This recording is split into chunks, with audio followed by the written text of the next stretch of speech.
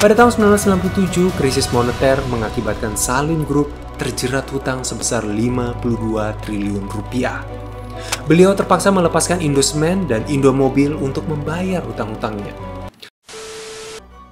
Halo Sobat Prima Plastindo, Indofood, Indomaret, dan Bank BCA.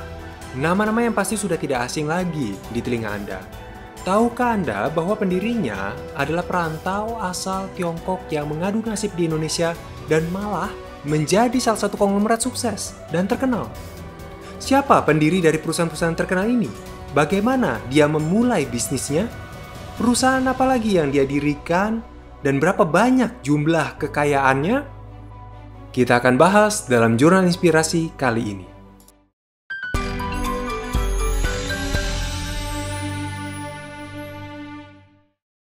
Sebelum lanjut, jangan lupa untuk subscribe channel ini agar Anda selalu update soal berita dan informasi terbaru seputar bisnis dan industri plastik. Sudono Salim. Ya, beliau adalah sosok cerdas di balik perusahaan-perusahaan besar yang sudah disebutkan di awal video. Sebelum kita bahas kisah suksesnya, kita akan melihat dulu awal dari kisah kehidupannya. Beliau lahir di sebuah desa bernama Fujian di Fuqing, China pada 16 Juli 1969, dan nama aslinya adalah Lim Shu Leong. Beliau adalah putra dari seorang petani Fujian yang sangat miskin. Pada usia 15 tahun, beliau terpaksa putus sekolah dan membantu ayahnya berjualan mie di dekat desanya. Pada usia 20-an, beliau merantau dari Tiongkok ke Indonesia. Dan setibanya di Kudus, Jawa Tengah, beliau bekerja sebagai karyawan di sebuah pabrik kerupuk. Tak lama kemudian beliau beralih menjadi pebisnis cengkeh dan berhasil menjadi bandar cengkeh terbesar di Kudus pada usia 25 tahun. Pada tahun 1956, beliau pindah ke Jakarta dan menjalin kerjasama dengan beberapa pengusaha keturunan Tionghoa, dan salah satunya adalah Mokhtar Yadi.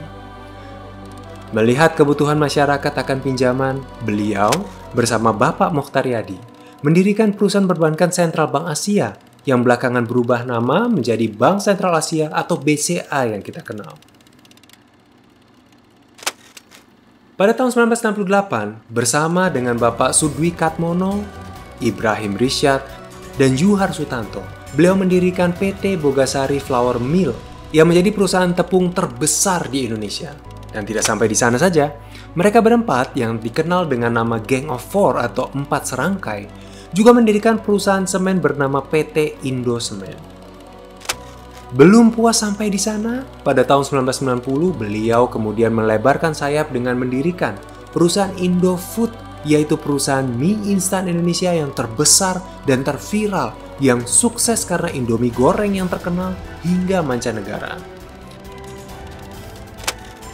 Selain itu, Bapak Lim juga mendirikan Salim Group yang beranggotakan beberapa perusahaan yang juga berbau nama Indo, seperti perusahaan susu Indomilk, minimarket Indomaret, otomotif Indomobil, dan PT Indosiar. Salim Group memiliki aset 20 miliar US dollar, termasuk di dalamnya 500 perusahaan dan memperkerjakan lebih dari 200.000 karyawan Indonesia. Jumlah yang fantastis sekali, bukan Sobat Prima Plastindo?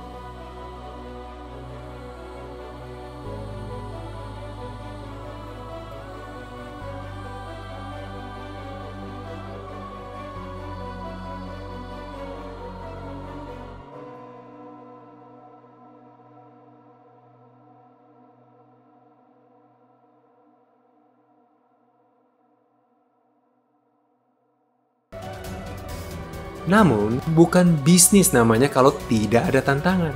Pada tahun 1997, krisis moneter mengakibatkan Salim Group terjerat hutang sebesar 52 triliun rupiah. Beliau terpaksa melepaskan Indosemen dan Indomobil untuk membayar hutang-hutangnya. Belum lagi pada kerusuhan tahun 1998, rumahnya yang terletak di Jalan Gunung Sahari, Jakarta Pusat, menjadi target pembakaran. Karena kejadian itu, beliau kemudian akhirnya memutuskan untuk pindah ke Singapura dan hidup tenang di sana. Dan beliau menyerahkan Salim Group kepada salah satu putranya, Antoni Salim. Keputusannya yang dinilai tepat karena Salim Group berhasil bangkit dan semakin sukses hingga saat ini.